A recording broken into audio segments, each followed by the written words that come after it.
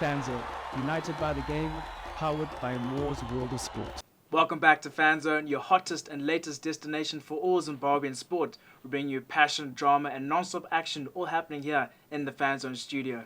My name is Sips. And I'm Steve Vickers. Drama in the quarterfinals of the Chibuku Super Cup. Highlanders dig deep to beat Scotland on penalties in an epic. And it's a Highlanders Dynamos semi-final as Dynamos win yet another tie with a penalty shootout. It's Moors against Triangle in the other one. Lots to dig into there. Tapiwa Makarawu making it through to the final at the World Athletics Championships in the 200 metres. Joining us on the show today is a Star FM sportscaster, Simba Chiminya. Welcome back, Simba. Thank you very much, Steve. It's always nice to be back on the show. Super to have you with us on the show, and a lot to talk about once again, Sips. As always, so with the Chibuku Super Cup quarterfinals happening over the weekend, let's dive into the results and other sporting activities in Zimbabwean football.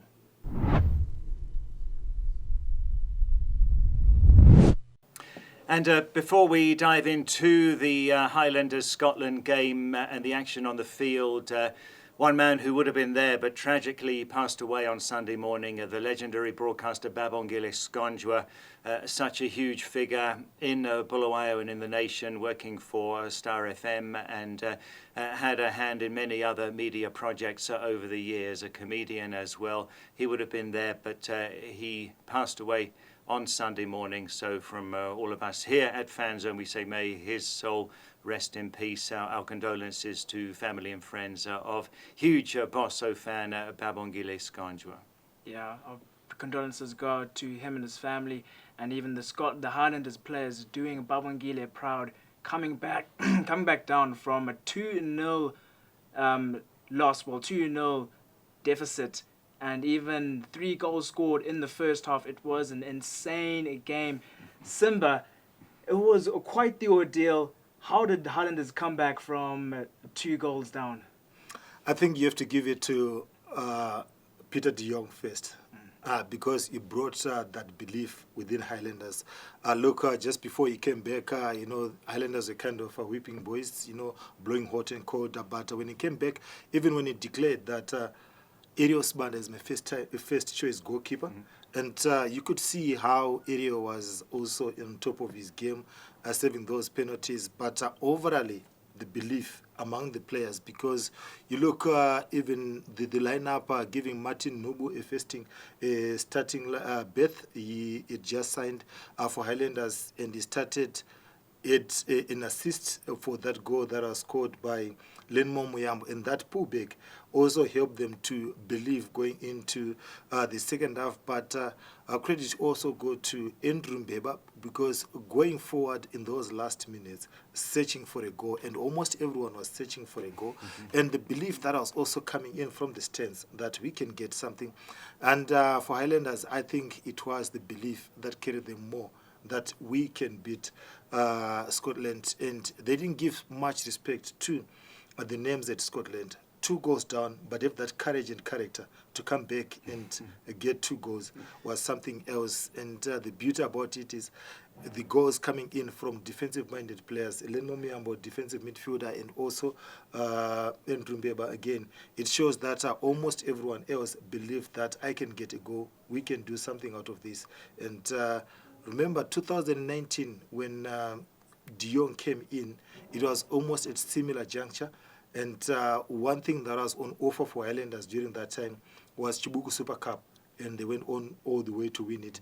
And this time around, they've got the belief, because when the draw was done for the quarterfinals, all the bookmakers had put Scotland win, and they were the favourites. But Highlanders didn't allow themselves, or bury themselves to say that we are going to give respect to Scotland because of their names. Yeah. Steve, it was a common trend of thought that Scotland most likely would walk away with the result. Were you surprised by the result? Yeah, it was about determination and destiny, I guess. Scotland flew in to Bulawayo on Saturday afternoon, very smart shirts and jackets they had. They were looking the part and fired up for the game.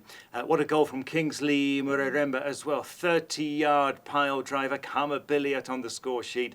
somehow Highlanders came back there. Remember also they had a goal, well it wasn't a goal but an effort ruled out in the dying minutes for that handball, which was a bold call by referee Brighton Chimene in front of all of those fans to make that decision. It was correct, no doubt. And then to come back from that disappointment, Andrew Mbebe driving forward like an unstoppable force to get that goal. You could see it coming when he started that run. I haven't seen a penalty shootout like that, by the way. 6 misses, only 3 were converted out of the 9 that were taken. That's just incredible. 6 penalties missed and only 3 going in, winning 2-1 on penalties. I haven't seen a scoreline like that in a shootout. So it was a remarkable game. It really was, no doubt, one of the games of the season, Sips. Yeah. Talking about the penalties, I think what it bottled down to, from what I saw, it looked like the Highlanders players were ready to step up to that level, the pressure.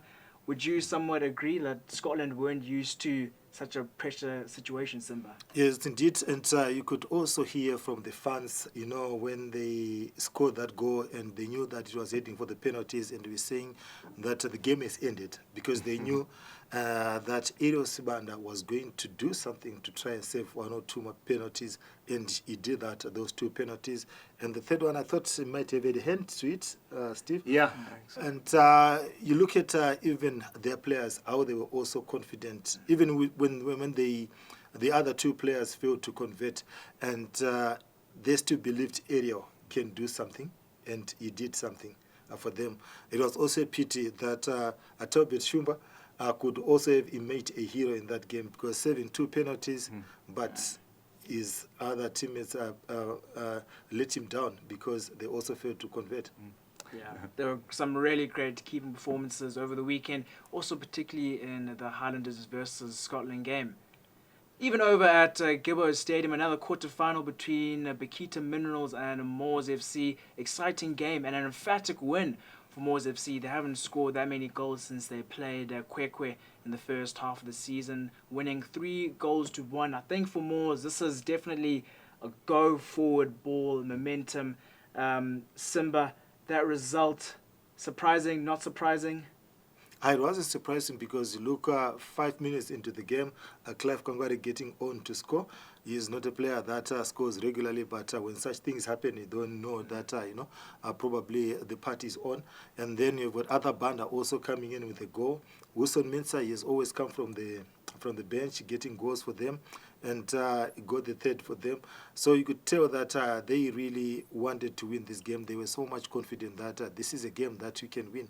And being debutants in that tournament, and actually you look at all the teams that are left now, they are the only new team in the PSL. Of course, Triangle have been they are retainees, but for Moors, they would just say, this might be our year. And after kind of surrendering, the destiny of the league title, the thing that is in their hands is the Chibuku Super Cup. They can firmly hold on to it and say, we have been paired against Triangle, and we can still believe it. So I think belief has always been in them after going into the quarterfinals. Yeah, that's very true. Do you think we could be seeing Moors getting into the final, Steve? Yeah, I think so. This would mean so much to them, and after that drop-off in form, picking up now. Triangle won't be easy opponents, because if you look at points gained in the league in the second half of the season, Triangle have had a much better record than Moors, who went through that really tough spell. So, but I would think they're in with a great chance of getting through to the final. Yeah, they also had a very comfortable victory, 2-0 over Manika Diamonds, so they'll be very pleased with their efforts. A goalless draw at Rufaro Stadium between Dynamos and ZPC Kariba. Dynamos really enjoy taking it to penalties. I think this actually could be a tactic. If they get to the finals and they manage to get to penalties, I'm almost certain they're going to win, because they've done it 3 times already. What's an extra 4th time? And with each game essentially being a final, I think that could be something that they'll use to their advantage. What do you think, Simba? Yes, indeed. I think it's something that they also used to them. And psychologically, I think they've mastered the art of winning at penalties, and it has always been giving them the confidence. And when you see the 4th official raising the, placard to say, Tatenda Makoni is now coming in, and he has saved at least one penalty of all the 3 penalty shootouts so far this year. And last year, again, their run to defend the Chibuku Super Cup has always been on penalties, and they've been really good at that. And even when they're trailing, they always still have that confidence that we will snatch a late equalizer and go on to the penalties. So once they step on to the penalties, they'll be confident.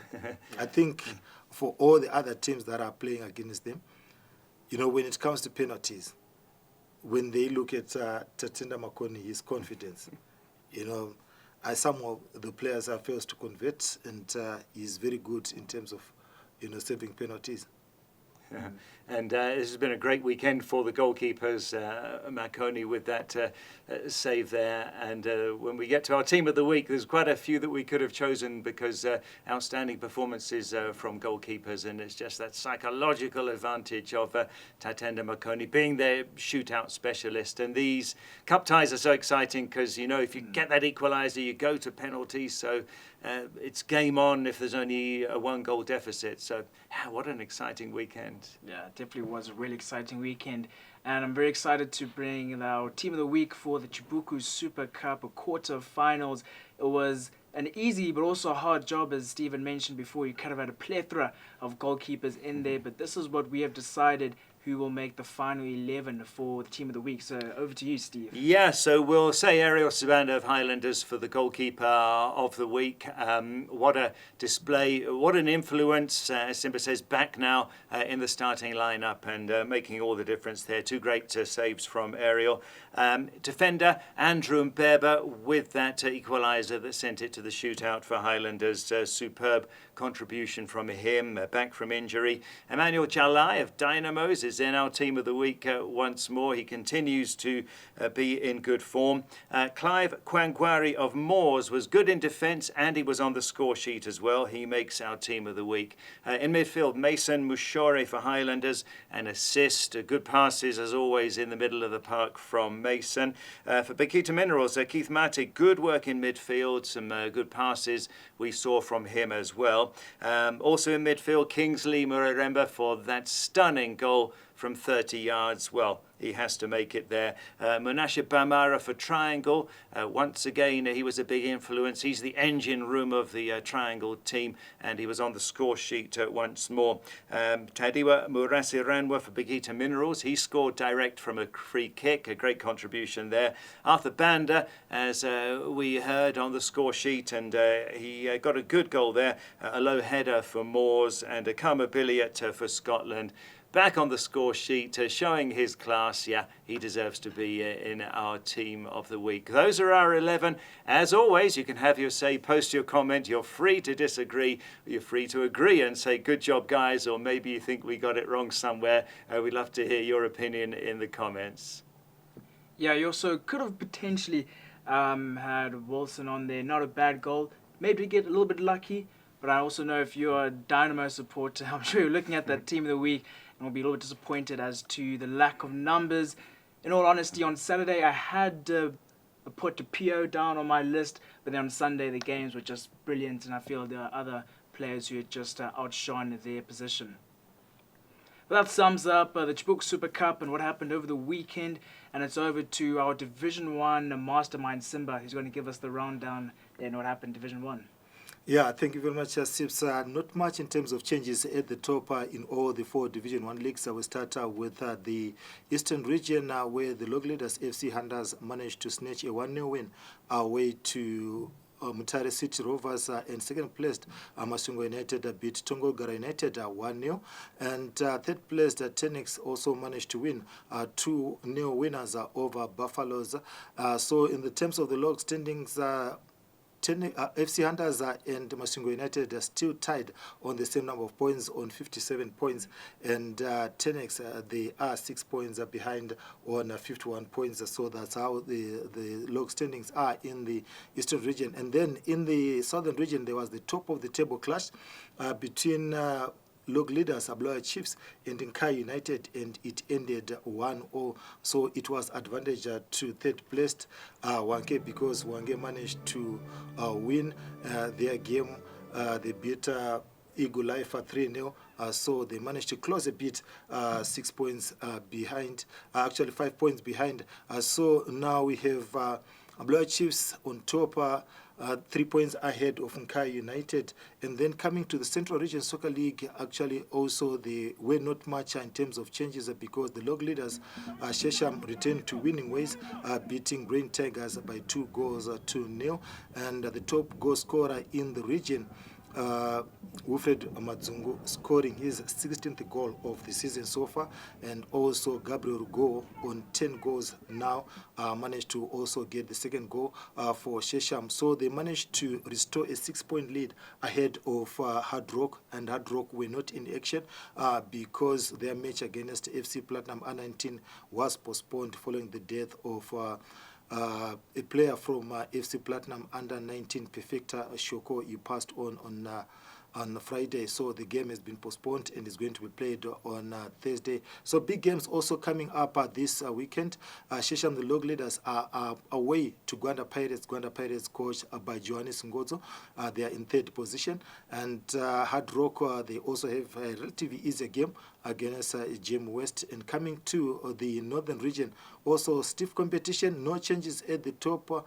Ngombe Yawara managed to win 2-0 away to Banket United, and Russell Chifura also getting to score. He is the leading scorer. Russell Chifura played for Harare City and also brief stint with Highlanders before, so he's now on 12 goals. And Lingon Saramaya, former Black Rhinos striker, also getting another goal for Ngombe Yawara. And second placed Agama, winning 2-1 at home against Sekare United. Tinashe Balakasi, former Simba Bora striker, getting a brace in that game. So he's also on 12 goals together with Russell Chifura, who is on 12 goals. So the games, these midweek games, Ngombe, they are playing at home against Black Mambas. And Agama are away to a tricky fixture. They are going to play Moors under-19, and Moors under-19 are on a resurgence. They are climbing up the ladder, so it's a tricky game for them in that game. But we leave you also watching the clips from the coaches from Ali Sundowns. They managed to win their game against Sengezi Platinum Stars 1-0, and they managed to move out of the relegation zone. We are very happy. 3 points in the bag. Since we are fighting relegation, it's take each game as it comes. We are happy with the 3 points. Look, when we are playing at home, the best way of defending is to attack. So the attacking system that we have seen, even the ball movement, the recovery, and the high-tempo game, we are at home. We don't need to defend. Okay. Now look, Ali Sundowns have been playing good football flat, but we haven't been taking our chances. So if we survive, we go back to the drawing board. That's the main goal. Going back to the drawing board, then next year, remember this is our first season in Division 1. We promoted last year, this is our first season. It's a learning curve, but bear with me, next year we'll be forced to reckon. And we are not going down. Yeah, especially first half. The guys, I don't know, maybe it's the traveling, but at first half they didn't play much well. Even duels, they're not winning duels.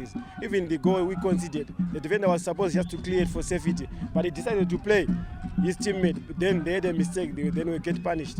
Yes, I have belief in those youngsters. They will play better. We'll see our next games. Like last game, we played very well at our home ground. So today it was a different game, but we still have belief in those youngsters. We believe.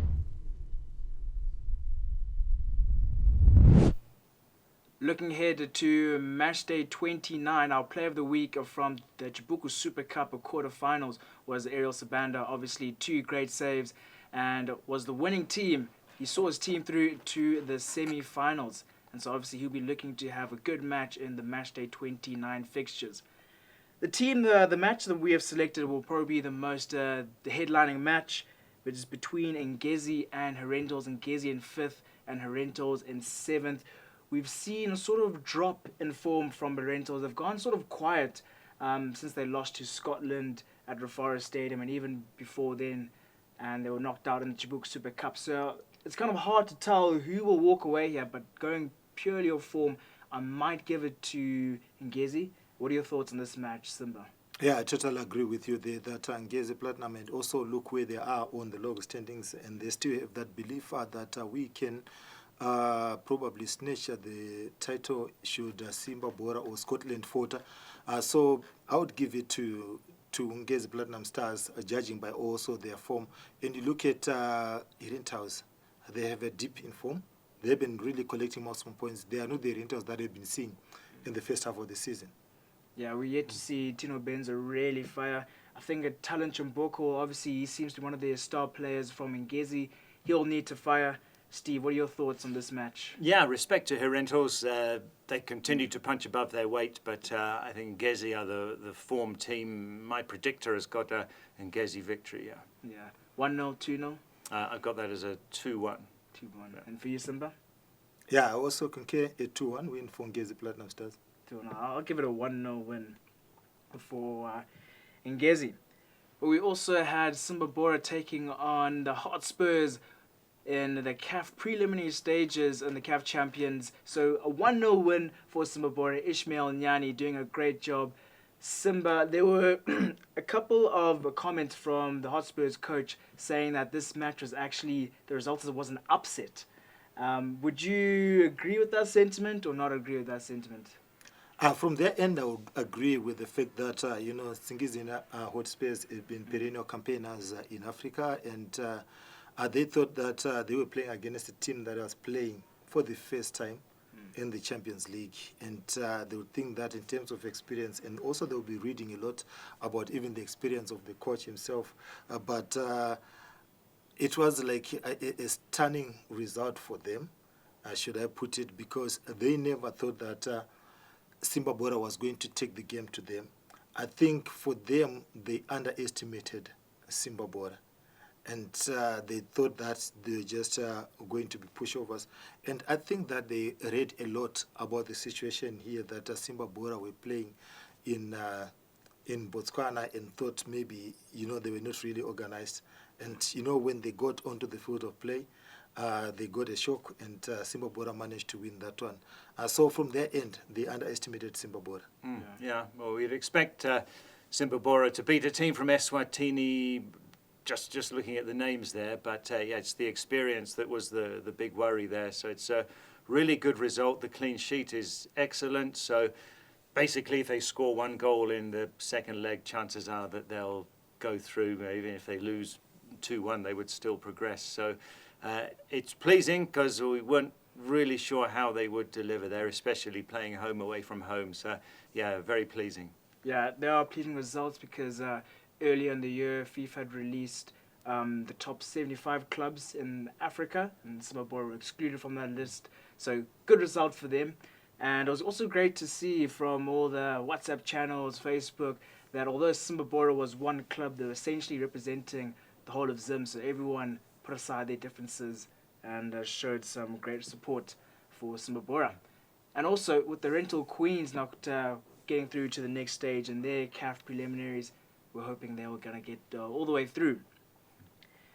We also had hosted an exciting tournament, the Cosafa Under-17, and over the weekend it was a third place playoff and the finals. Steve, you were there at Ngoni Stadium. Tell us all about it. Yeah, absolutely memorable time it was on Saturday and the whole tournament. I was doing commentary there on TV for Cosafa.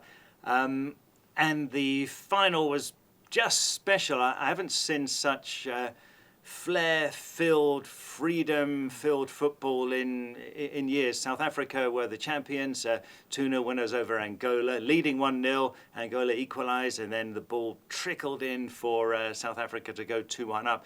But we saw so many fancy skills. We saw step-overs, back heelers, dummies and shimmies, even a South Africa player standing on the ball at one point, receiving the ball, standing on it and then passing the ball. Legend has it that Moses Chunga used to do that back in the 90s, you know. So I don't know how many times he did it, but legend has it that that's what Chunga used to do, isn't it, Simba? Yes, so we have had that so many times. But I also like it, you know, when you've got your own kind of style of play, like they call it the super disc play or Shibobo in South Africa. And there have been arguments that, you know, having expatriate coaches or European coaches has been affecting that flair, because when the fans go to the stadium, they want to see those shibobos and you know, those antics from the players. Yeah. It makes football interesting. Yes. Yeah, in as much as some coaches do not like it in terms of saying that it also affects the momentum and the intensity of the game. But for the fans, it's something that is really memorable and lovable. And there was a big crowd at Ngoni Stadium, fabulous crowd at the Moors Ngoni Stadium. So they were loving every minute of it.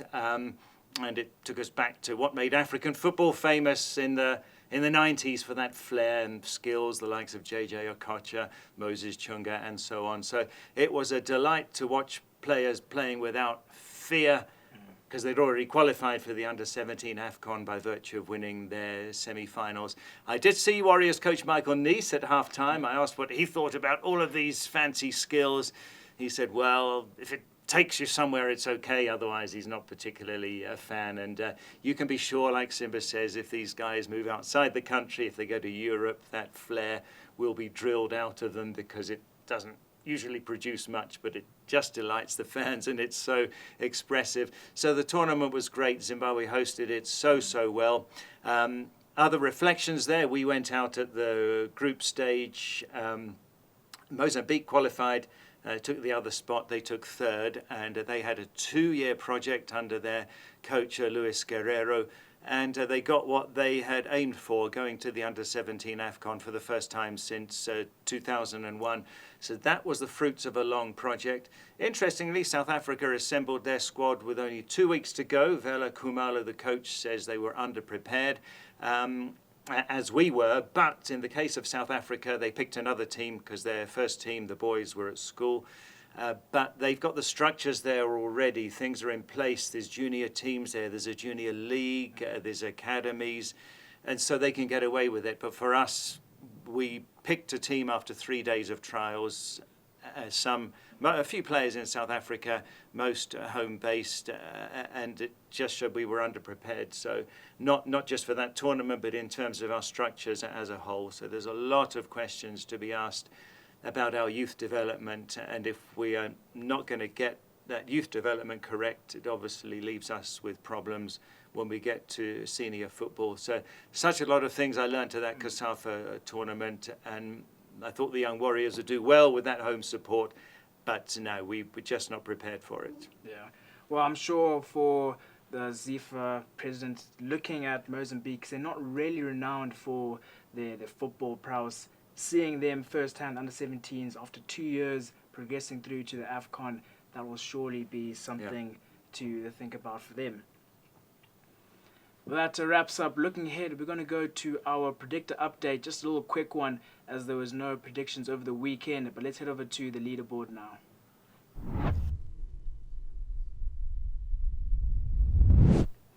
Right, so as I said previously, there were no predictions over the weekend, unfortunately, for the Chibuku Super Cup, but they are open again for match day 29, so they are live. Going over to Fanzone ZW, punch them in. Don't forget, what do you think the scoreline is going to be for Ngezi versus Herentals?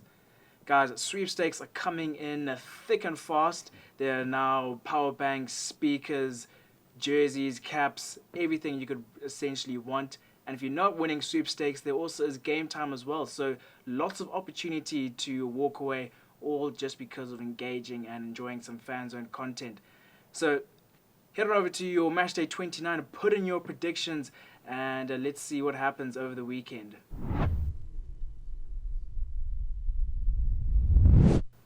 Beyond the pitch, this is where we take a break from football and we look to what else is happening in the sporting world in Zimbabwe. We had sent over a team to the World Athletics Championships in Tokyo, and Tapiwa Makarawu doing us proud 7th in the 200-meter Steve, you're an athletics fan. That's a great result for us, is it not? Yes, it is. Really fantastic achievement. We got Zimbabweans at the top level there in athletics. Makarawu missed out on the final by just one place, by 0.05 of a second. Remember, those two were at the Paris Olympics in the 200 metres final, so could they sustain that was the question, and they very nearly did. And this is absolute elite stuff from the guys. Makarawu in a final that had Noah Lyles taking gold, Kenny Bednarek of the USA silver, Brian Lavelle of Jamaica bronze, Letsile Teboho of Botswana only fourth. It was too hot for him to get a medal, so finishing seventh there was great. Actually, Makarawu looked best in the heats, where he did his fastest time, which was 19.91 seconds, just outside his personal best of 1984. But in the final itself, he couldn't replicate that, where there was more pressure, maybe. And he pointed to the fact after the race that it's been a very long season for him. In fact, that his season started as far back as December of last year, then going into the collegiates in the USA. So to still be running so fast at this stage of the season was really good. The others, like Lyles, had much more gentle preparations and got better as they went through the heats and the semis. But to have somebody who can punch up with the world's best there, absolutely brilliant. A medal, it wasn't really. I mean, you can't. The times are there, and you can't get past that if you're not quick enough, unless it's 800 meters or longer race where it's about tactics. But you don't have that element in a sprint. It's very much on the times. So, yeah, he'll come back next season. He deserves a rest now, and he'll come back stronger, no doubt. And it was great for Makarawu. It's his starts that are his problem. He's very tall and a bit like Usain Bolt, who takes time to get out of the blocks, and so he's always got work to do after the start, has Makarawu, but he's a great prospect as well for us. So the other guys found the going tough, but Isaac Mpofu, 10th in the men's marathon, was brilliant as well. So we will say this will be our best World Athletics Championships in many a year, Sips. Yeah, it's a really good result.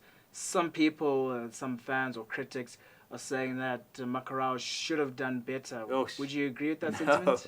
No. Okay. He ran true to his form, and he stood the pressure to get through to the final. We have to celebrate. A medal was never a likelihood there at all. It's elite what he's done. Yeah. Well, there's some good news coming out of Zimbabwe cricket. Our Chevrons have just won a series 2-1 against Namibia. Tadiwa Maramani 250s in that series. Brian Bennett in the first match with a 94. And this is all before the ICC Men's T20 World Cup qualifiers, the Africa qualifiers. So it's good news. It's looking better. It's looking up. What do you think about that series against Namibia, Steve? Yeah, that's fine. That's good. Sort of opposition we should be playing here and there, or they're a little bit below our level, I guess we would say. So good, nice performances. Brian Bennett continues to impress. Now, Africa qualifiers. This is too easy for us. We shouldn't be playing teams like Uganda and Tanzania, because these are still teams that are developing and are decades behind us in terms of their cricket. So expect some big wins there as we host. Confidence boosting, we might say, but it won't really prove much, because this will be just very straightforward for us and take us to the next stage of the qualifiers. Yeah, I think especially also playing at home at Sports Club and Takashinga, we should have this one under the belt, and also the series win against Namibia, who are supposed to be the biggest competition or the next best, and all the teams there is looking up. Even if we do lose, the top two will progress to the T20 World Cup in 2026, which I think is hosted in Sri Lanka and India. So great news. Again, very busy schedule for our Chevrons. I saw this morning there was an article that we also set to host UAE. Their cricket's also growing. So that should be, I think, end of October, beginning of November. So a great year, busy for our Chevrons.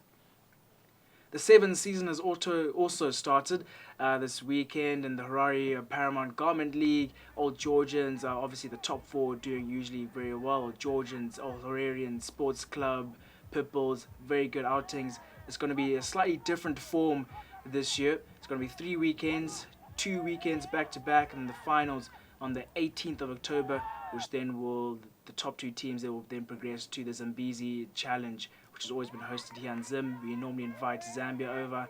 So good work for our sevens teams.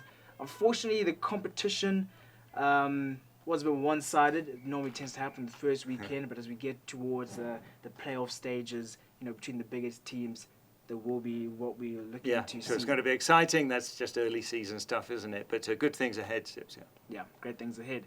Also, the Danico Paralympic Games happened over the weekend, obviously for the blind and people who have disabilities. Great outing again, great exposure, and also good to see that Zimbabwe is making strides and making moves to put a Paralympic sport on the map. Yeah, and it was buzzing, it was vibrant, big turnout from beyond Zimbabwe even. Zambia were represented, and these athletes with disability doing absolutely amazing things, and it continues to grow. Started back in the 90s, the Danico Paralympic Games, and this was a very successful edition. Well, that brings us to the end of Beyond the Pitch. We're going to be going to Rumours and Rubbish, where allegedly there was a bit of skullduggery from the Triangle United team officials ahead of their match against Manika Diamonds.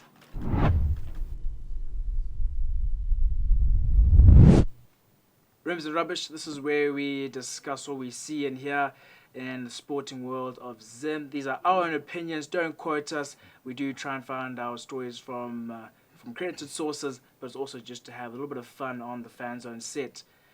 I did allude to a story in the previous segment, but before we get there, Zifa is currently in turmoil at the moment. Simba, what's going on with Zifa? Yeah, it's the issue about the stadium where we are going to host South Africa. And South Africa has also been piling pressure, because there was a story that came out of South Africa that we were playing our game in Botswana, and it was just trying to pile pressure on Zifa to make a decision and announce where we will be playing. But as it stands, we can't be hosting in Botswana because Botswana will also be playing there, and sure, the games will be played simultaneously, and South Africa will be also trying to twist so that we play either in Polokwane or in Durban. But the arrangement that is there is for trying to have Orlando Stadium that we have hosted the previous games, but it seems that there are some people who are twisting things behind the scenes because probably somehow South Africa doesn't want to play there because of the turf that doesn't really suit them at Orlando Stadium. They want to play either in Durban or in Polokwane, but Zifa also trying hard to have that match played at Orlando Stadium. And it's really difficult. As long as you don't have your own home, it will be difficult because things will be twisted and will be dictated by others.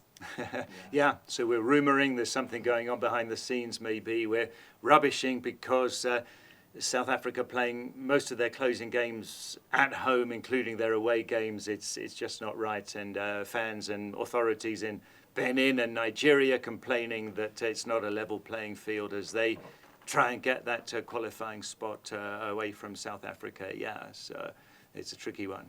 Yeah, tricky one there. Over the weekend, Manika Diamonds played Triangle at Sakuva Stadium, their home ground. That match happened on Saturday. And on Friday night, Manika Diamonds security allegedly caught Triangle United officials performing a ritual ahead of their game. So obviously it's all a rumor, alleged. It's quite funny to hear this sort of story. Do you think it happens a lot? Do you think this is real, maybe? Yeah, well, the police were involved. There were stones and garments discovered at the scene. Who won, Simba, most importantly? Yeah, Triangle. And I must say Triangle that, won it. with these things, there are a lot of things that happens behind the scenes, particularly on the eve of a game. And, these teams, coaches, the players would not want to come out in the open and say what really happens. But a lot of things do really happen. And it's something that is really prevalent, not in our game alone, but across the continent, if not world football, lots of beliefs among the players. The way that people live their daily life is also the way that they also do when they're playing football. What people do at their workplaces is the same that coaches and players will also do at their workplaces. And it's only that these guys were caught. But, if you ask the people that man at the stadiums, they will tell you that on the eve of a big game, security will be tight. Because there will be people that would want to enter and do their rituals. And I was just seeing some reports about a game between a team from Togo and a team from Algeria. The match ended 1-1 in the Champions League, and the team from Algeria was complaining that the team from Togo sneaked and did their rituals in the stadium. So it's something that is prevalent among African footballers or just world footballers, because if you ask those that played in Turkey, they will tell you that those things do really happen even in South America. It's only that the Triangle guys were caught. Yeah, but when Simba and I cover a game, we usually walk on the pitch or walk around the pitch to see the condition, and Simba will point out things to me. You say, you see those little stones there in the technical area, or you see those chicken bones on the pitch there. There's all sorts of things that Simba can spot. Yeah, if you even go to the dressing rooms, just go to the dressing room this coming weekend, any stadium that you want to go, Sips. Definitely you're going to find coarse salt on the floor. Definitely you're going to find water that has been sprinkled on the floor. And if you go also on the dugout, chances are high that you're also going to find coarse salt. Yeah, I'd rather play a proper mind game like bringing on Tatenda Makoni as your specialist goalkeeper for penalty shootouts like Dynamos have been doing. That's a good mind game, but this is a whole aspect that we see week in, week out at our stadiums. Yeah. Well, there's so much to talk about there. But obviously, as Simba said, Triangle United were the ones who got caught. And maybe depending on which sort of side you were on, the big Harare derby, Dynamos versus Caps, it's some rubbish results, you could say, from Caps under Ian Bakala. They did start off strong, but they've slowly tapered off. And even Dynamos as well, under Kaindu, the last sort of games, they have had a couple of draws. They did get through to the semis on the Chibuku Super Cup, but that big game happening this weekend, anticipation, Harare derby at Reforest Stadium.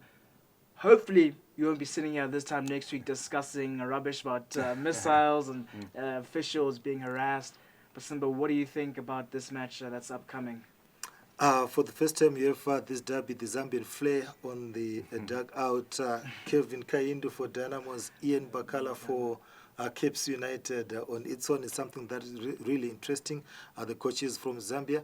But Dynamos are going into this game when they have so much confidence after going through to the semifinals of the Chibuku Super Cup.